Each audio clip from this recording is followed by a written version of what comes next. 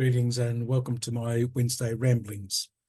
This is the fifth week of the message series, What Do You Do When God Isn't in the Place Where You Left Him?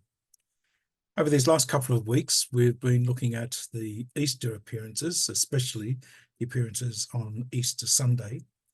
Today, however, as last week, we're moving into the I am statements that highlight how Jesus speaks to the Old Testament promise that God, when asked by Moses, "Who will I say sent me?" simply said, "I am." The first statement we heard last week was, "I am the good shepherd."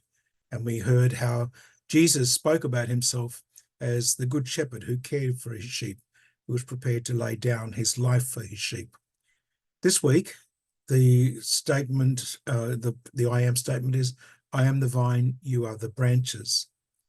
Now, that's a very beautiful imagery, and especially for anyone who has done anything about pruning in gardens or digging back, cutting back in order to make plants grow and produce new flowers, to produce new crops. There is a certain aggressiveness sometimes. I can remember being told that if you were to cut back a rose bush just by trimming it, then nothing was going to happen. But sometimes if you were quite savage, then the rose bush would spring back and would have an abundance of bloom. It's interesting that when we talk about the story of the grapevine, there's a subtle difference.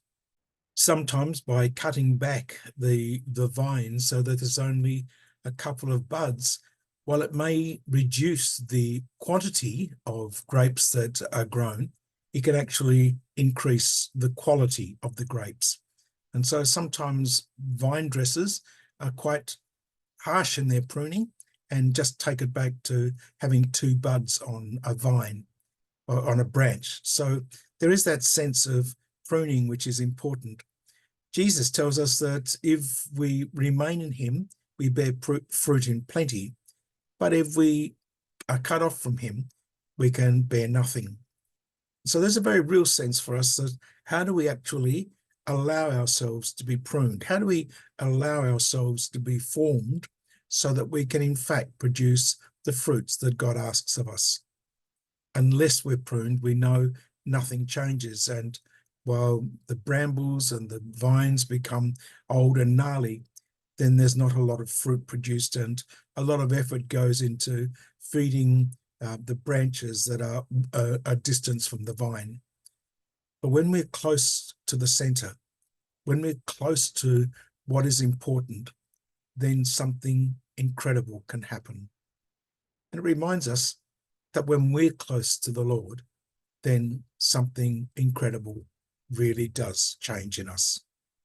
So I'd like to pray that this weekend, as we reflect on this challenge to be close to the Lord, to be prepared to be pruned, that we might know that it is in the pruning that we bear fruit, and the quality of the fruit that we bear will give the glory to God.